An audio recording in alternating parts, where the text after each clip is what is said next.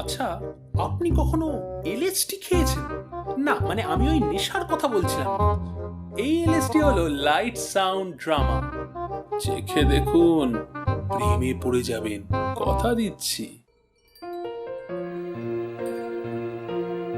আচ্ছা, আপনি কখনো এমন কোনো খেলা খেলেছেন যে খেলা মৃত্যু ডেকে আনতে পারে? আসলে আমাদের চেতনার জগতের বাইরেও একটা অপার্থিব জগৎ রয়েছে। আমরা অনেকেই তার সম্বন্ধে জানতে চাই, কিন্তু জানার খুব প্রয়োজন রয়েছে কি যদি তা জীবনটাই শেষ করে দেয়। আমাদের আজকের গল্প ত্রিপর্ণা দাসের কাহিনী অবলম্বনে মৃত্যু চক্র।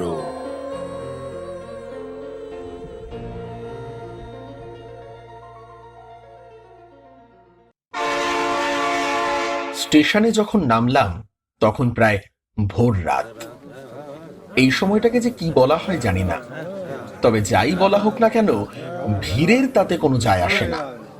কোনো ক্রমে পড়িমুড়ি করে লাগেজটা নিয়ে স্টেশনের বাইরে বেরিয়ে এসে অবশেষে একটা গাড়ি পেলাম, মারুতি ভ্যান গোছের গাড়ি।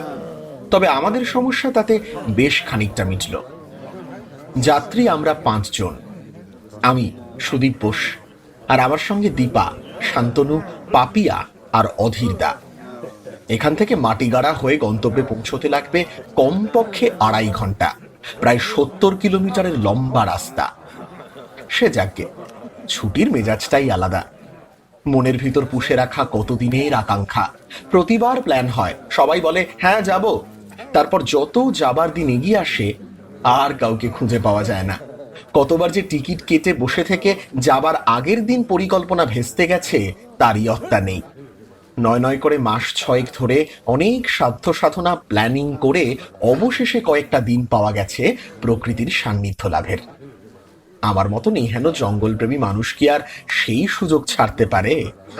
এবারের উদ্যোক্তা অবশ্য আমি নই, দীপা। জায়গাটাও ওই খুঁজে বের করেছে কোনো একটা ভ্রমণ পত্রিকা ঘেঁটে।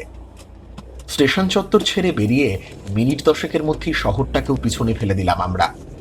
আর তার সঙ্গে সঙ্গেই আশপাশটা কেমন যেন বদলে গেল। পাহাড় আর তার মাঝে জঙ্গলের আনাগোনার খেলা শুরু হলো ধীরে ধীরে। পূব আকাশে তখন সূর্যি মামা বেশ কিছুটা উঠে এসে পৃথিবীটাকে দেখতে আরম্ভ করেছেন। ব্যাপারটাকে প্রথম আলো বলা না গেলেও পাপিয়া লেখকের ভাষায় বলেই উঠল, আলোর রেখাটা দেখতে পাচ্ছ? ওই যে পাহাড়ের মাথার উপর দিয়ে। এর কি নাম জানো? আরুষি, উষার প্রথম আলো। আহ, কি নয়নাভিরাম দৃশ্য না? এই জন্যই তো এই জায়গাগুলোয় আসা। হাওয়ায় একেবারে মন উড়িয়ে নিয়ে যাচ্ছে। আর তার সঙ্গে যোগ করো চারিদিকের মনোমুগ্ধকর পরিবেশ, মানে কম্বিনেশন পুরো জমে ক্ষীর, বুঝলে? ওপাশ থেকে উত্তর দিল শান্তনু, তার সঙ্গে পাল্লা দিয়ে প্রাণ খুলে গাইতে শুরু করে দিল। এই পথ যদি না শেষ হয় তবে কেমন হতো তুমি বলো তো। অধীরদা বলে উঠলেন, তুমি বলো।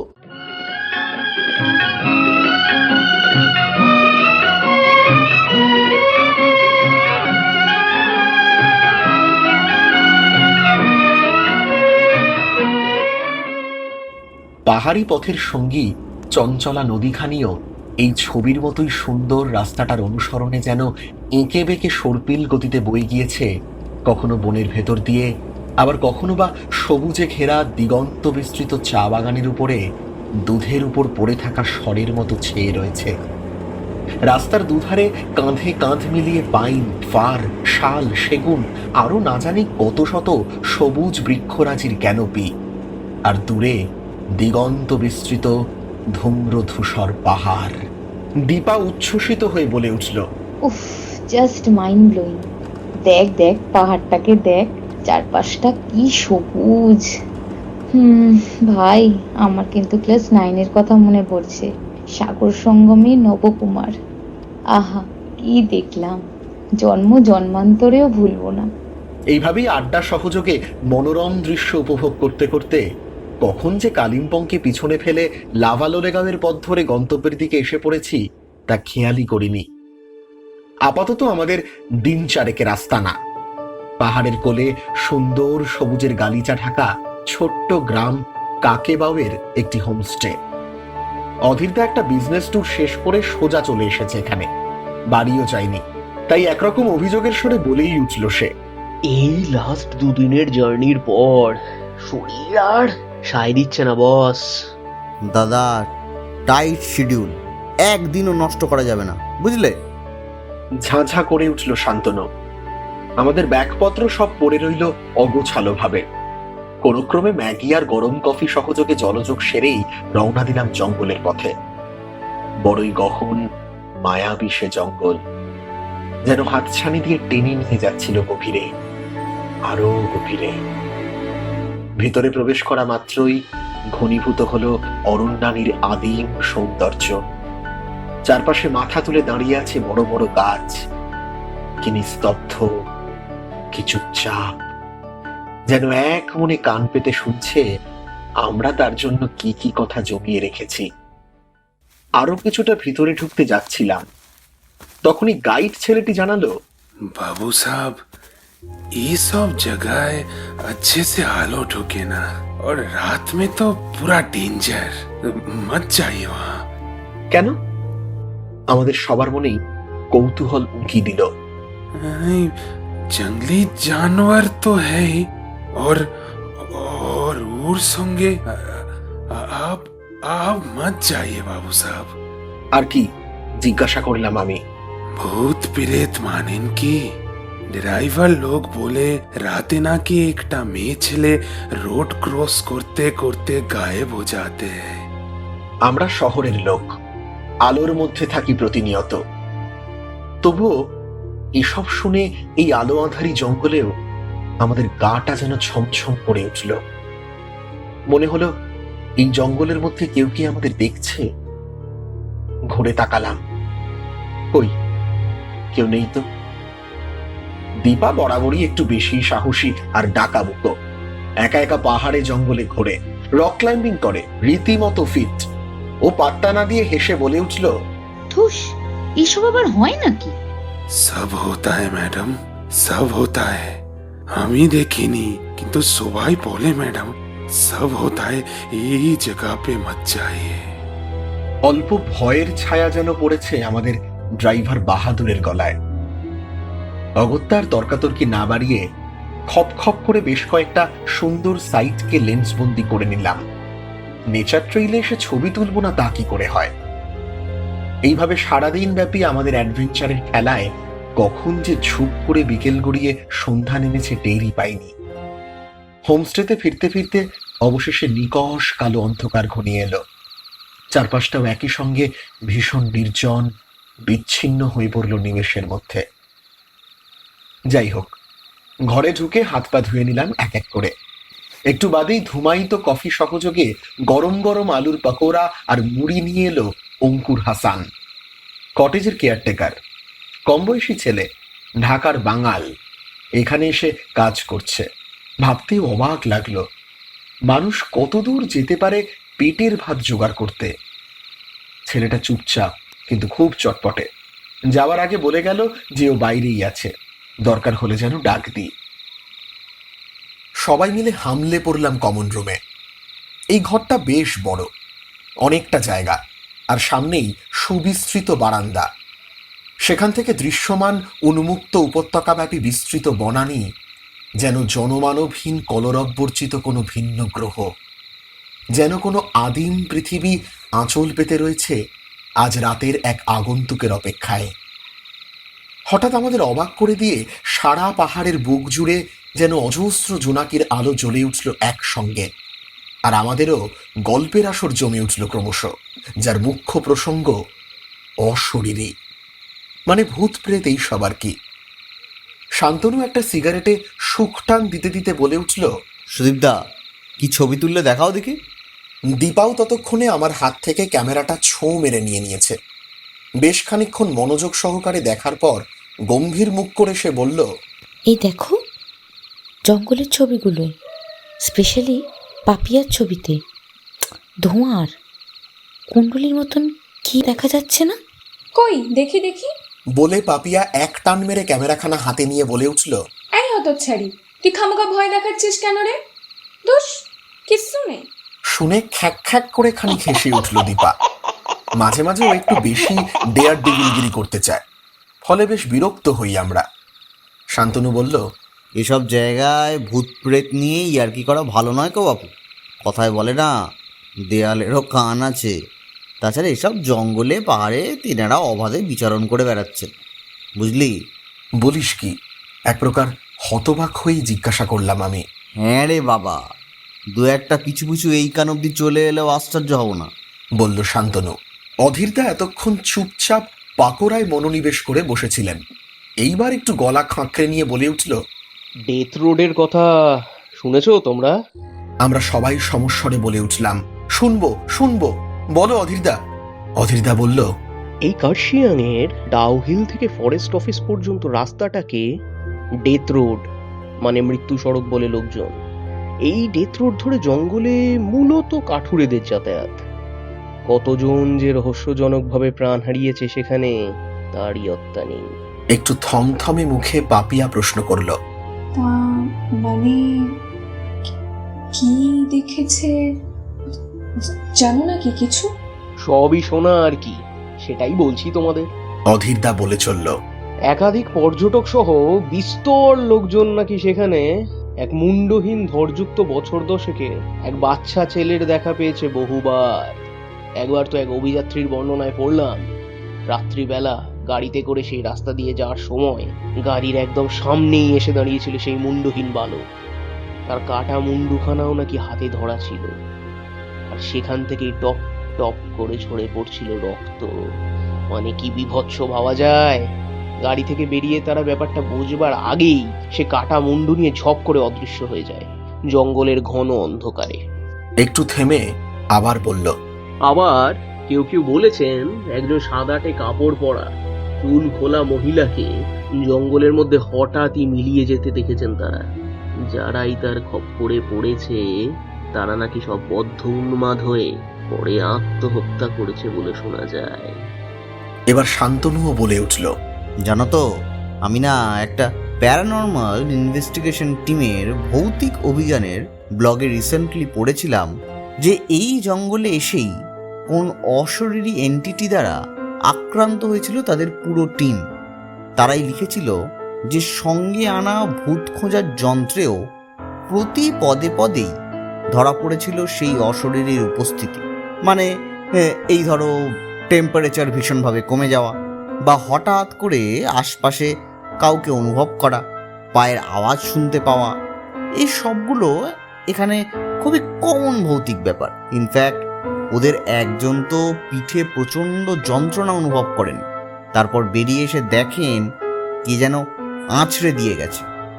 চারপাশে তখন সবই শুনশান, শুধু সেই নিশ্ছিদ্র অন্ধকারের বেড়াজাল অতিক্রম করে ক্রমশ বেড়েই চলেছে ঝিঁঝির ডাক। আর সামনের অন্ধকার জঙ্গল থেকে ভেসে আসছে নিশাচর পাখির আর্তনাদ, যেন কোনো সঙ্গিনীকে খুঁজে বেড়াচ্ছে সে পাগলের মতো। নাকি কোনো শিশুর কান্না এটা? মাতৃহারা কোনো বালক খুঁজে বেড়াচ্ছে তার মাকে উন্মাদের মতো। আজ এক পরজাগতিক ভয়াবহ পরিবেশ তৈরিতে এই নির্জন রাতের প্রকৃতি যেন প্রত্যক্ষভাবে সাহায্য করছিল আমাদের। কোনো এক অজানা আতঙ্কে আমার বুকের ভিতরটা ছ্যাঁত করে উঠল। ভয় কাটানোর জন্য কিনা জানি না, আমার মাথায় হঠাৎই একটা ভয়ঙ্কর আইডিয়া খেলে গেল। অগত্যা প্রস্তাবটা সবার সামনে রেখেই দিলাম। বলছি কি, ভূতের গল্প তো অনেক শোনা হলো, কিন্তু তার চাইতে আমরা যদি কিছু ডেয়ারিং গেম খেলি তাহলে কিন্তু মন্দ হয় না। বলা তো যায় না, আমাদের আমন্ত্রণে যদি কেউ সাড়া দিয়ে জীবন ধন্য করে তাহলে কিছু অভিজ্ঞতা কিন্তু আমাদেরও হবে। কি বলো তোমরা সবাই? দীপা বলে উঠল, আরে খেলবোটা কি 5 জনে মিলে? আমার তো ভাই এমন কোনো খেলার কথা জানা নেই বস। শান্তনু সমাধান বাতলে দিল, মানে পিকচার গেম খেললেও মন্দ হয় না। যা জিনিসপত্র আছে সঙ্গে সেসব দিয়েই হয়ে যাবে। দেখা যাক আরও কয়েকটা দরকারি জিনিস জোগাড় করা যায় কিনা। আচ্ছা, কিন্তু নিয়ম কানুন তো আমাদের কারোরই জানা নেই, বলল পাপিয়া। যথারীতি শান্তনুই দায়িত্ব নিল। অবশেষে সবাই মিলে সব জিনিসপত্র জোগাড় করে আনলাম। নিয়ম মাফিক 5 জন মিলে একটা সার্কেল ফর্ম করে বসে পড়লাম ঘরের মেঝেতে। চারদিকে তখন নিশ্ছিদ্র অন্ধকার, আর তারই মধ্যে শোনা যাচ্ছে সেই নিশাচর পাখির ডুকরে ডুকরে কান্না। জানি না, হঠাৎ আমার মনে হলো সে যেন মানা করছে আমাদের এই খেলা খেলতে। কিন্তু আমরা যে তখন নেশায় পাগল, অতীন্দ্রিয় অনুভূতির নেশা, ভয়ে আমাদের মনে, তাই ভয়ালোকেই আঁকড়ে ধরতে চাইছিলাম সেই মুহূর্তে। ঘরের লাইট অফ করে দিয়ে 5 জনে 5খানা মোমবাতি জ্বেলে রাখলাম পাশে। সব মিলিয়ে সে যেন হাড়হিম করা এক মায়াবী পরিবেশ। কেউ কোনো কথা বলছে না। চারপাশে ঝিঝির ডাক যেন এক প্রথম আদি স্বরের মতো ভেসে আসছে। মুহূর্ত কাটছে, সেকেন্ড কাটছে, মিনিট কাটছে। এবার নিয়মমাফিক সার্কেলের মাঝে একটা কাচের পেয়ালা ভর্তি করে রাখা হলো দামি ব্র্যান্ডের হুইস্কি, আর তার চারদিক ঘিরে দেওয়া হলো একটা ফাঁস দেওয়া মোটা দড়ি দিয়ে। দেখতে অনেকটা ফাঁসির দড়ির মতো। এই দড়ির মধ্যেই হবে আহুত আত্মার অবস্থিতি। ধীরে ধীরে পুরো রুলটা ন্যারেট করে গেল শান্তনু। ওর কথা শুনেই আমরা সবাই শক্ত করে একে অন্যের হাতে হাত দিয়ে ধরলাম, আর 5খানা আয়না 5 জনের কোলের উপর উল্টো করে রাখলাম সিলিং এর দিকে মুখ করিয়ে। তারপর সবাই চোখ বন্ধ করে বলে উঠলাম, আই ট্রাস্ট ইউ। ঠিক এরপরই শুরু হলো আত্মা আহ্বানের পালা। আহ্বানের সময় নিয়ম ছিল যে সবাই সমস্বরে বলে উঠতে হবে, the door is open, please come in. যদি সত্যিই কিছু আসার থাকে তাহলে সে অবশ্যই চলে আসবে এবং বিভিন্ন কার্যকলাপের মাধ্যমে উপস্থিতি জানান দেবে তার। এই অবধি বলে শান্তনু থামল। তারপর ঈষৎ গম্ভীর গলায় বলল, এমন কোনো গ্যারান্টি নেই যে উপস্থিত আত্মা ভালো হবে সব সময়, তাই খুব সাবধান, নিজেদের উপর নিয়ন্ত্রণ রাখতে হবে, একদমই ভয় পাওয়া যাবে না। কিন্তু আমরা বুঝতে পারলাম যে আহুত এন্টিটিকে সম্পূর্ণভাবে বিদায় জানানো পর্যন্ত খুবই সন্তর্পণে খেলতে হবে এই খেলা, অন্যথায় বিপদ অনিবার্য। আত্মা আহ্বানের পরবর্তী পর্যায়ে চোখ খুলে সবাইকে হাতে একে একে ক্যামেরা নিয়ে উল্টো দিকে তাক করে একটা করে ফ্ল্যাশ দিয়ে ছবি তুলতে হবে আর বলতে হবে, আই কট ইউ। এইভাবে গোল করে 5 জনে মোট 3 বার এই প্রক্রিয়া সম্পন্ন করতে হবে, অর্থাৎ মোট ছবি সংখ্যা হবে 15টি। সবশেষে চোখ বন্ধ করে 3 বার বলতে হবে, it's time to go home, এবং কোলের সেই আয়নাগুলোকে উল্টো করে রেখে দিতে হবে। ব্যাস, তাহলেই খেলা শেষ। তবে খেলা শেষে অবশ্যই সেই এন্টিটিকে কিন্তু নির্দেশ দিতেই হবে স্থান পরিত্যাগের, অন্যথা বিপদ অনিবার্য। এরপর বাকি শুধু কয়েকটা সহজ কাজ, মানে রিচুয়াল শেষে লাইট জ্বালিয়ে একখানা কাঁচি দিয়ে সেই দড়িটা কেটে আত্মার বন্ধন মুক্ত করে দিতে হবে, আর গ্লাসের অ্যালকোহলটিও আর ব্যবহার করা যাবে না। সেটিকে কোনো নোংরা আবর্জনাযুক্ত জায়গায় পুরোপুরিভাবে ফেলে দিতে হবে। সবশেষে পালা সেই ক্যামেরায় তোলা ছবিগুলো দেখার, যে সত্যিই কিছু ধরা পড়ল কিনা। কিছু সতর্কীকরণ আগে থেকেই দিয়ে রেখেছিল শান্তনু, যেমন খেলতে খেলতে কোনোভাবেই ঢোকা বা হাত দেওয়া যাবে না ওই দড়ির ভেতর। যদি এই মারণ খেলা খেলতে খেলতে কেউ যদি অস্বাভাবিক আচরণ করে বা অজ্ঞান হয়ে যায়, তাহলে সবাইকেই সেখানেই গেমটাকে শেষ করে দিতে হবে, আর খেলা যাবে না, কারণ আত্মা সেখানেই আক্রমণ করতে পারে যে কোনোভাবেই। তাই আর কোনো ছবি নিতে পারবে না কেউই, এবং ব্যবহৃত ক্যামেরাটিকেও নষ্ট করে ফেলতে হবে, অন্যথা হতে পারে প্রাণঘাতী বিপর্যয়। ঝিঝির ডাক ক্রমশ বাড়ছে, নিশাচর পাখিটিও কাঁদছে, সমগ্র বন যেন জেগে উঠেছে আজ আমাদের এই মারণ খেলা দেখবে বলে। এবার আমরাও শুরু করলাম সেই খেলার মাধ্যমে আত্মা আহ্বান।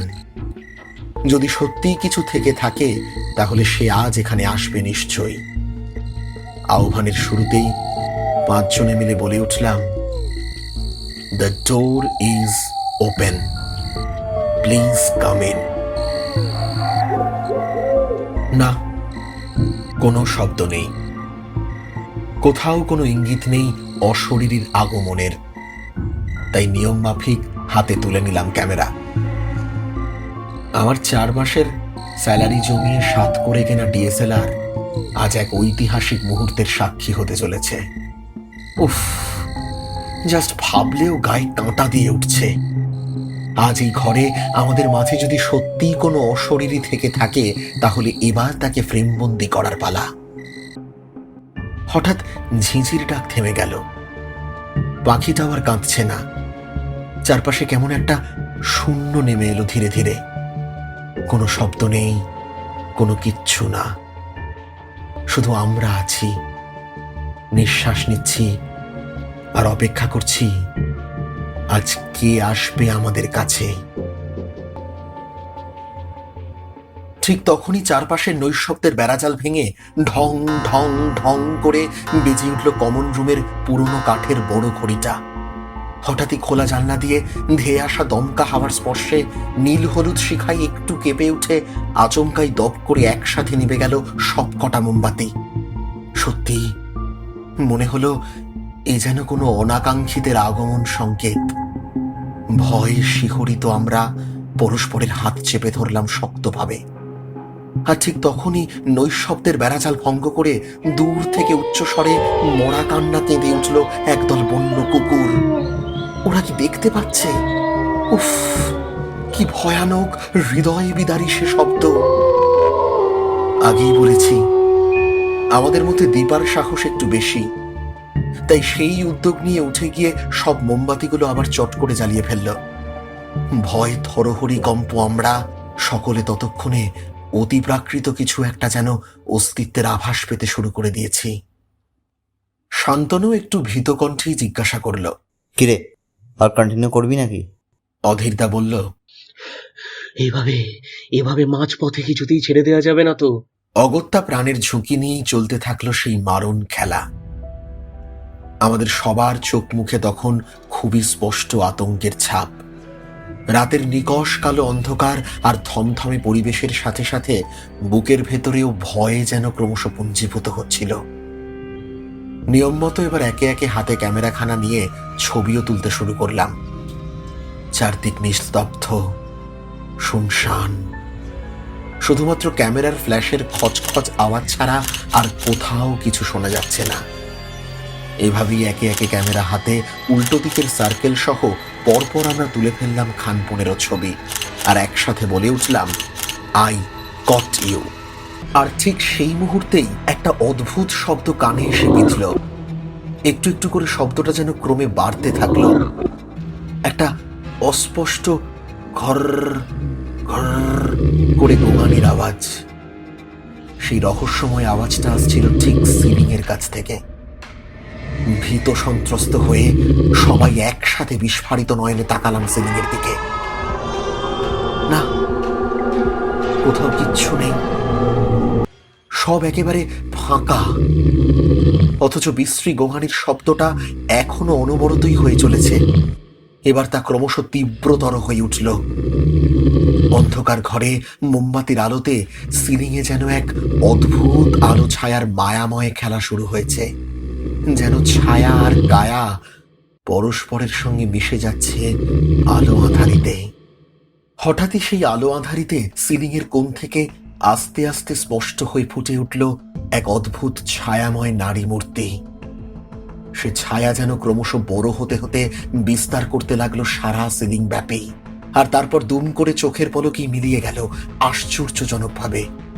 মুহূর্তেই কোথা থেকে ছুটে আসা এক ঝলক দমকা হাওয়ায় ক্যাঁচ ক্যাঁচ ক্যাঁচ ক্যাঁচ শব্দে মাথার ওপর বন্ধ ফ্যানখানা ঘুরতে শুরু করে দিল।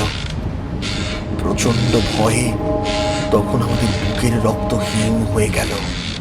হৃদস্পন্দন বন্ধ হওয়ার অতিক্রম প্রায়।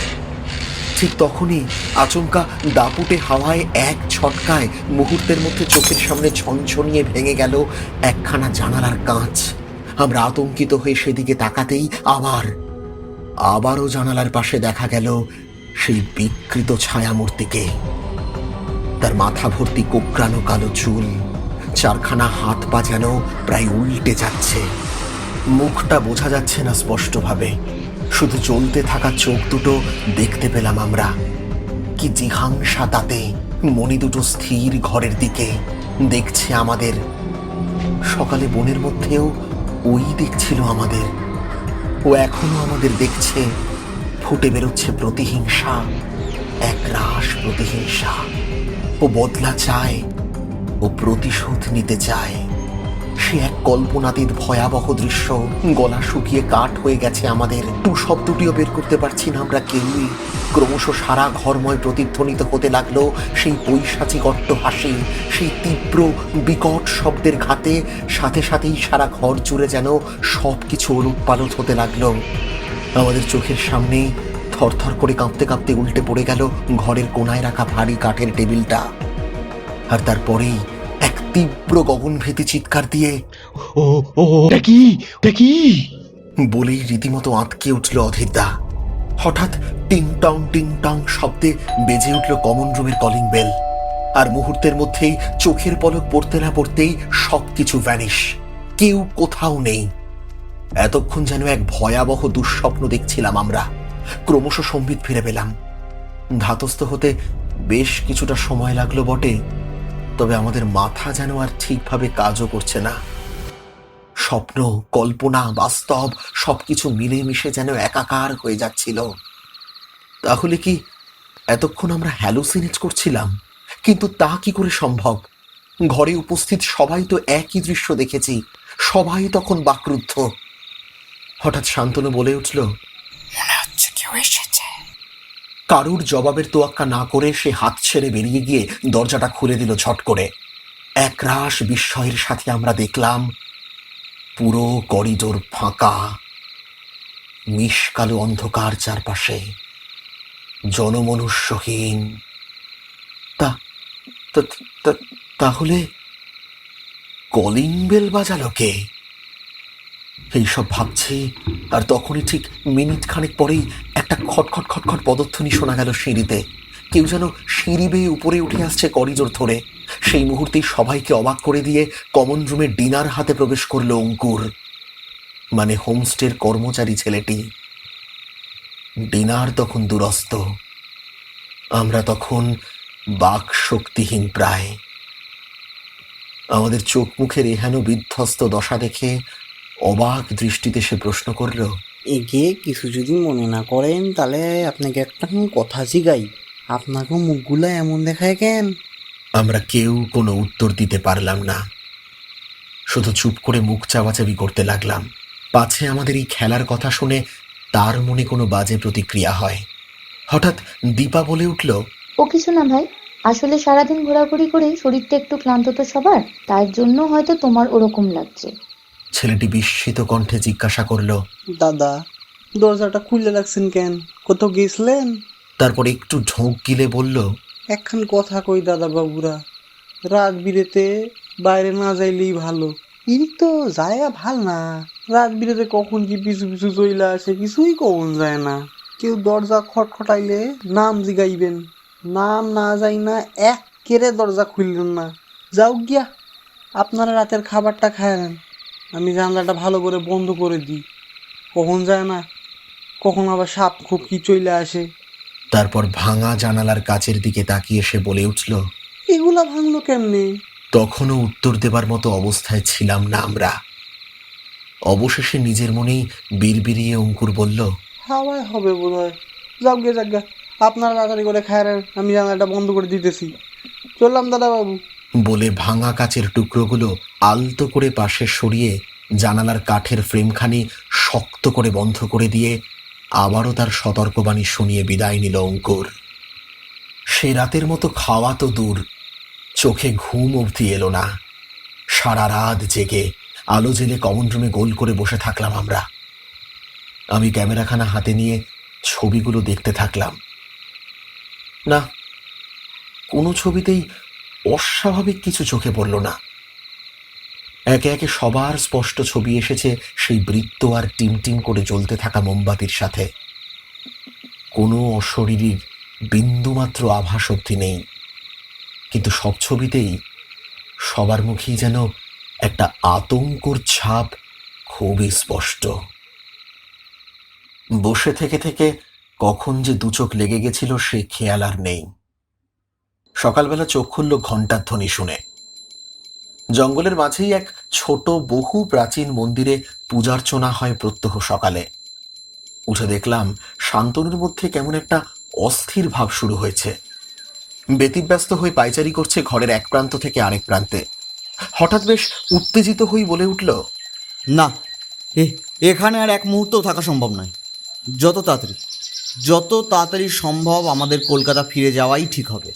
ক্রমাগত এদিক ওদিক করছিল, যেন ওর খুব অস্বস্তি হচ্ছে। বারবার বলল, ভালো লাগছে না, অসুস্থ লাগছে আমার। চলো চলো চলো চলো এখান থেকে, এক্ষুনি, জাস্ট এক্ষুনি। আমার খুব ভয় করছে, খুব। দীপার সঙ্গে এই বিষয়ে এক প্রস্থ ঝামেলা হয়ে গেল শান্তনুর। কেন, তোর কি প্রবলেম হচ্ছে? থাকার জন্য এসেছি, চলে যাব। রাবিশ, চুপ কর তো, মাথা গরম করাস না। আসলে দীপা কালকের ঘটনাকে চোখের ভুল বলে উড়িয়ে দিচ্ছিল। শান্তনু তা মানতে রাজি নয়। ওর মতে একসঙ্গে এতজনের এক ভুল হতে পারে না। ইতিমধ্যে আমাদের গাড়ির চালক আশুতোষ এসে হাজির হয়েছেন কমন রুমের বাইরে। আজ সকালের ডেস্টিনেশন নিকটবর্তী অভয়ারণ্য। মন যেন আর কিছুতেই সায় দিচ্ছিল না। অবশেষে অধীরদাই বলল, দীপা, আবার আসা যাবে না হয়, তবে একটা সমস্যা নিশ্চয়ই হচ্ছে, তাই এবারের প্ল্যানটার এখানেই ইতি টানা হোক। অগত্যা সর্বসম্মতিক্রমে যাবতীয় বাক্স প্যাঁটরা গুছিয়ে খরচাপাতি সবকিছু মিটিয়ে রওনা দিলাম কলকাতার পথে। আমাদের এই অকস্মাৎ প্ল্যান চেঞ্জে স্বভাবতই হোমস্টের সকলে একটু আশ্চর্য হয়েছিলেন বটে, কিন্তু অধীরদাই আচমকা শরীর খারাপের বাহানা দিয়ে কোনো মতে সেই স্থান থেকে পত্রপাঠ পলায়নের পথ প্রশস্ত করে দিলেন। তবু মনের মধ্যে তখনও সেই ভয়ঙ্কর স্মৃতি যেন প্রতি পলে আমাদের তাড়া করে বেড়াচ্ছিল। বিশ্বাস আর যুক্তি সবকিছু মিলেমিশে যেন একাকার হয়ে যাচ্ছিল বারবার। জলপাইগুড়ি থেকে হাওড়া স্টেশন হয়ে সোজা বাড়ি এসে অবশেষে স্বস্তির নিঃশ্বাস পড়ল। আমার 6 বছরের ছোট কন্যা তিন্নি এসে আবদার করে ছবি দেখতে চাইল। আমার স্ত্রী অমিতাও অবাক কণ্ঠে জিজ্ঞেস করল, কি গো, দুদিনই ফিরে এলে যে, ব্যাপারটা কি শুনি? আমতামতা করে বললাম, না না, সেরম কিছু না। মানে ওই অফিস থেকে হঠাৎই একটা আর্জেন্ট কল আসায় প্ল্যানটা ক্যান্সেল করে ফিরতে হলো আর কি। আর তাছাড়া এমন কিছু দূরে তো ঘুরতে যাইনি রে বাবা, আবার পরে কখনো যাওয়া হবে, কোন কি আছে। সেদিনের আমাদের বিভীষিকাময় অভিজ্ঞতার কথা তাদের কারোর সামনে বললাম না আর, পাছে তারা ভয় পায়।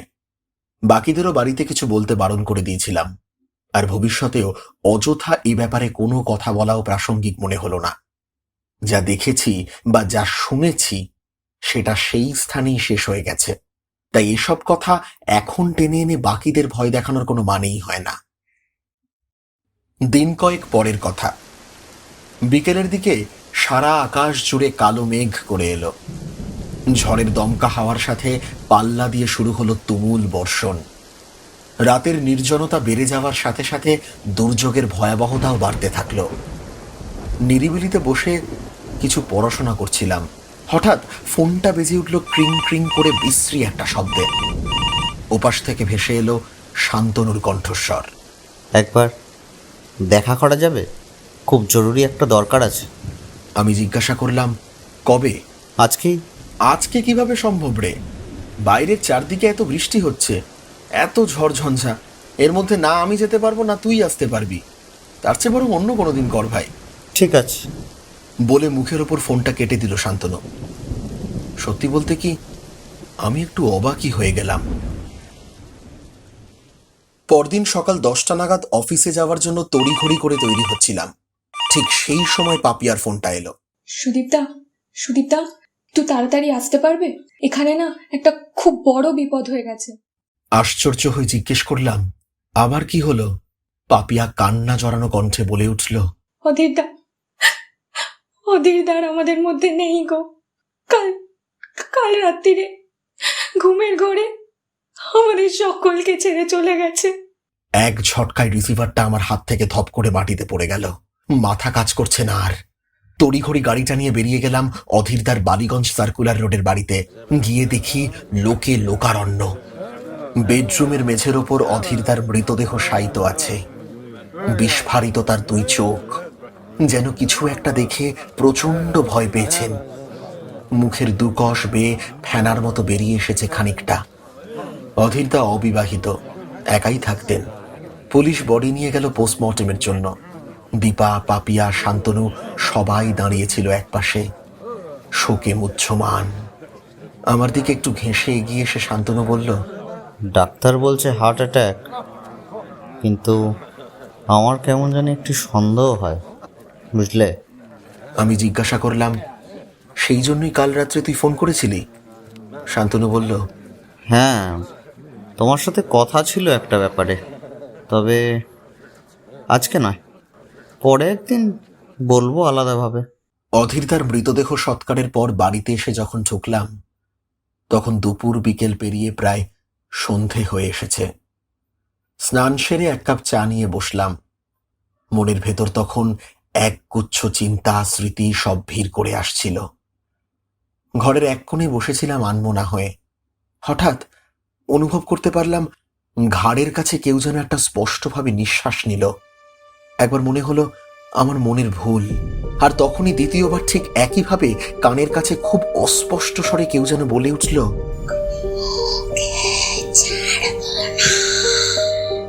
ভয়ে সমস্ত শরীরের শিহরণ খেলে গেল খানিকক্ষণের জন্য। এপাশ ওপাশ দেখলাম, না, সব তো ঠিকই আছে, আগের মতন। তবে তবে কে কে? ধাতস্থ হতে সময় লাগলো বেশ খানিকক্ষণ। আজ বিকেলে শ্বশুর মশাইয়ের শরীর খারাপের কারণে আমার স্ত্রী অমিতা কন্যা তিন্নিকে নিয়ে বাপের বাড়ি গেছে দিন দুয়েকের জন্য। বাড়িতে আমি একা। কোনো ক্রমে ডিনার সেরে তাড়াতাড়ি শুয়ে পড়লাম। রাতে একটা আশ্চর্য স্বপ্ন দেখলাম আমি। এক নিস্তব্ধ জঙ্গল, মাঝে মাঝে শোনা যাচ্ছে হাজারো পাখির ডাক, আর একটা অদ্ভুত শব্দ, ঠিক পূজার ঘণ্টার ধ্বনির মতো। কাছেই একটা বড় জলাশয়, গভীর অরণ্যের থেকে ভেসে আসছে বন্য প্রাণীর ডাক। জ্যোৎস্নার আলোয় ভরে গেছে রাস্তা। আমি জঙ্গলের মধ্যে দিয়ে হাঁটতে হাঁটতে যেন অচেনা কারোর পদাঙ্ক অনুসরণ করে চলে যাচ্ছি আরেক প্রান্তে। সে এক ভীষণ নারী মূর্তি, আর তার হাতে আমার সেই সাধের ক্যানন ক্যামেরাটা। আচমকাই একটা শব্দে ঘুম ভেঙে গেল আমার। ছবি তোলার শব্দ। চোখেও যেন ফ্ল্যাশের মতো আলো পড়েছিল। ঘড়িতে দেখি রাত 2টো বাজে। ঘেমে গিয়েছি, জামাটা ভিজে গেছে একদম। আমার সবকটা ইন্দ্রিয় স্নায়ু যেন চিৎকার করে বলতে চাইছে, কিছু একটা ঘটছে, কিছু একটা ঘটবে। আর যাই ঘটুক না কেন, ভালো হবে না সেটা। দিন দুয়েক বাদে ভোরবেলায় শান্তনুর ফোন এলো। ও প্রান্ত থেকে কান্না ভেজা কণ্ঠস্বরে বলে উঠল, সুদীপদা, দীপাকে আর বাঁচাতে পারলাম না গো। প্রচন্ড ভয়ে আঁতকে উঠলাম আমি। বললাম, এ তুই কি বলছিস শান্তনু? আবার কি করে হলো? শান্তনুর গলায় ভেসে এলো ভয়। সেই একই রকম ভাবে, একই আতঙ্কে, বিস্ফারিত চোখ, হার্ট অ্যাটাক, বিভৎস কিছু একটা দেখে যেন ভয় পেয়েছিল। ভয়ে জমে গিয়ে মিনিট খানেক স্থির পাথরের মূর্তির মতো হয়ে গেলাম আমি। দীপা, অমন ডান পিঠে একটা মেয়ে, কাউকে পরোয়া করতো না কোনোদিন। ও তো ভয় পাওয়ার মেয়ে নয়। তবে তবে কি? তারপর উদ্ভ্রান্তের মতো হাতড়ে হাতড়ে পুরো আলমারি তছনছ করে খুঁজে বার করলাম আমার সাধের সেই অভিশপ্ত ক্যানন মার্ক II। সবকটা ছবি মুছে ফেলতে হবে শিগগিরই, এক্ষুনি। জানি না এই ছবির সূত্র ধরে কোন অনাহুতকে আহ্বান করে নিয়ে এসেছি আমরা। অধীরদা শেষ, দিবাও আর নেই, শুধু আমরা 3 জন পড়ে রয়েছি। কোথায় কোথায় কোথায় ছবিগুলো? ওগুলো ডিলিট করতে হবে এক্ষুনি। ক্যামেরাটা অন করলাম আমি, আর তারপর অবাক বিস্ময় ভরা চোখে যা দেখলাম, তাতে আমার হাত কাঁপতে লাগলো ভয়ে। সত্যি তার কোনো ব্যাখ্যা আমার কাছে নেই। সেই 15টি ছবি যা আমরা মারণ খেলায় ফ্রেমবন্দি করেছিলাম, তার মধ্যে অধীরদা আর দীপার ছবিগুলিতে স্পষ্টভাবে দেখা যাচ্ছে এক আবছায়া নারী মূর্তিকে। এলো চুল, সেই জলজলে চোখ, সারা মুখে নারকীয় হিংস্রতা। তাদের ঠিক পিছনেই বাঁ পাশ ঘেঁষে এসে বসে আছে একদম স্পষ্ট সে ছবি। আগেও দেখেছি আমি এই ছবিগুলি। কই, তখন তো সেখানে কিছু ছিল না।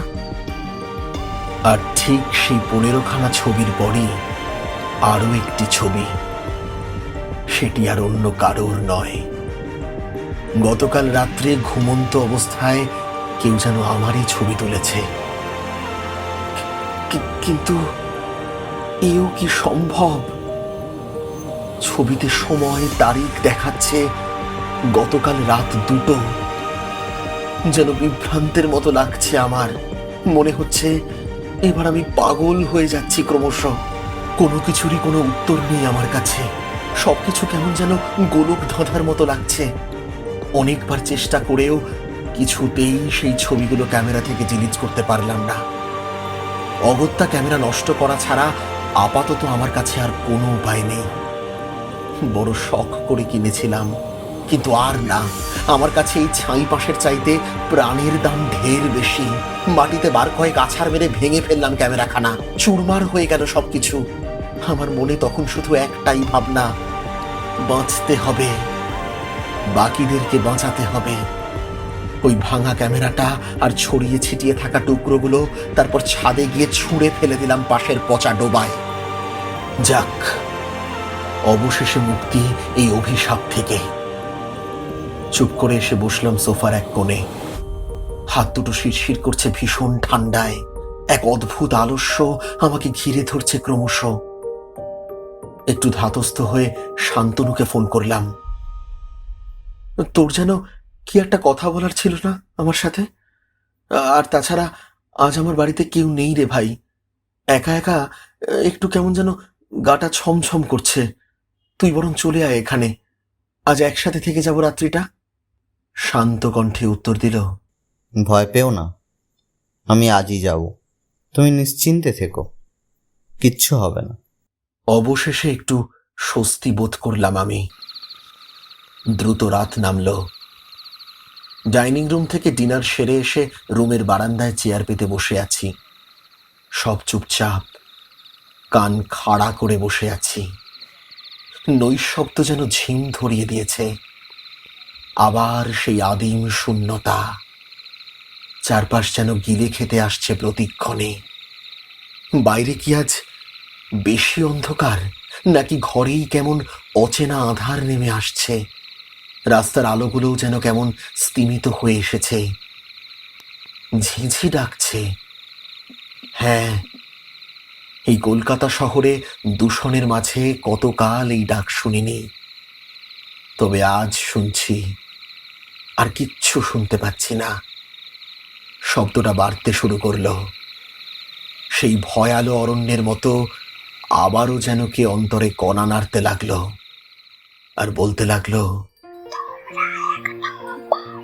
জগৎকে দেখে ফেলেছ, তার বন্ধ দরজাকে খুলে ফেলেছ, তাই প্রতিশোধের মুখে মরবে সবাই। কেউ বাঁচবে না, কেউ বাঁচবে না। অকস্মাৎ অন্ধকারে কোনো নাম না জানা পাখি ডেকে উঠল। সেই বনের মধ্যেকার ডুকরে ডুকরে পাখির সঙ্গীহীনা কান্না যেন আতঙ্কের স্রোত বইয়ে দিল। একটা শীতল স্রোত বয়ে গেল শিরদাঁড়া দিয়ে। গোটা শরীরে যেন শিহরণ খেলে গেল আমার। এমন সময় নিচের দরজায় টক টক টক টক করে টোকা পড়ল।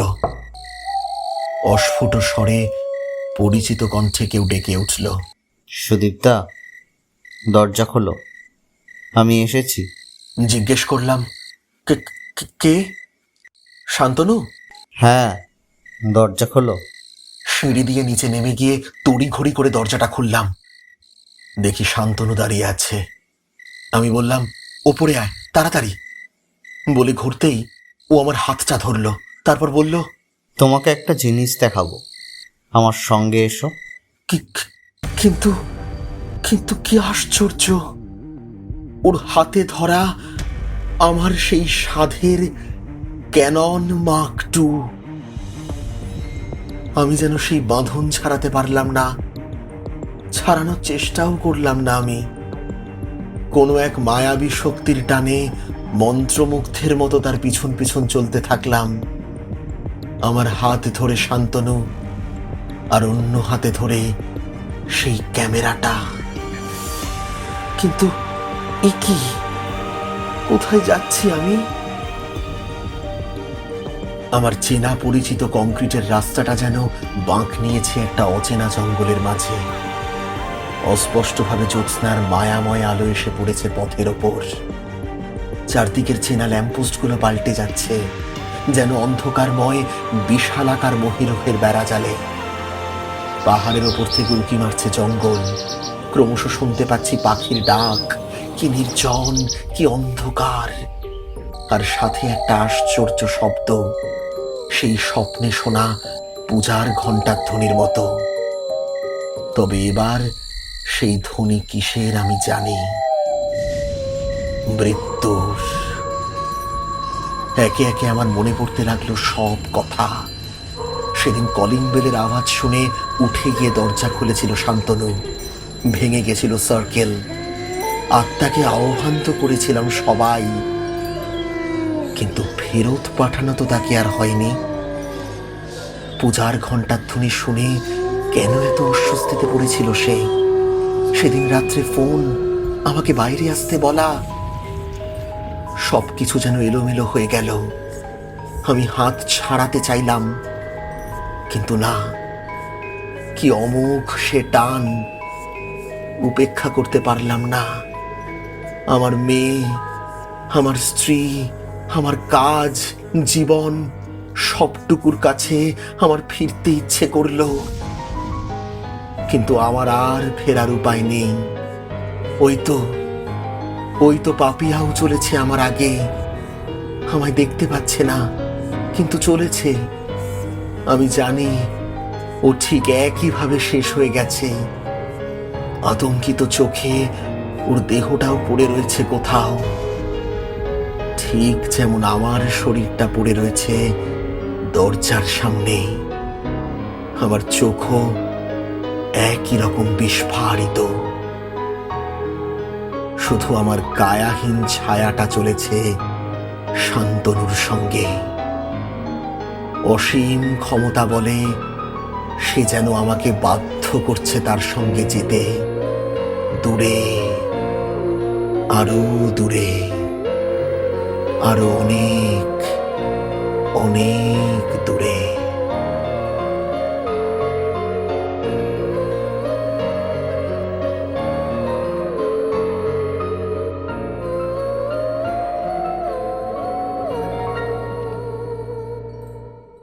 শুনছিলেন আমাদের আজকের গল্প ত্রিপর্ণা দাসের কাহিনী অবলম্বনে মৃত্যুচক্র।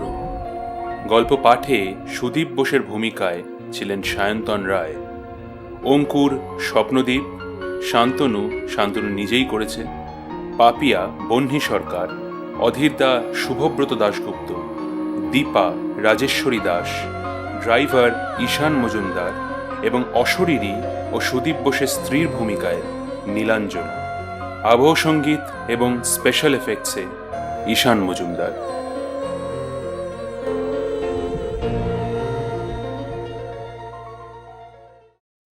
কেমন লাগলো আজকের গল্পটা সেটা আমাদের কমেন্ট বক্সে জানান। লাইক করুন, শেয়ার করুন আর আমাদের ইউটিউব চ্যানেলটিকে সাবস্ক্রাইব করুন। খুব তাড়াতাড়ি ফিরছি আরেকটা নতুন গল্প নিয়ে। ততক্ষণ নেশাটা ধরিয়ে দিলাম তো, এলএসডি চাকতে থাকুন।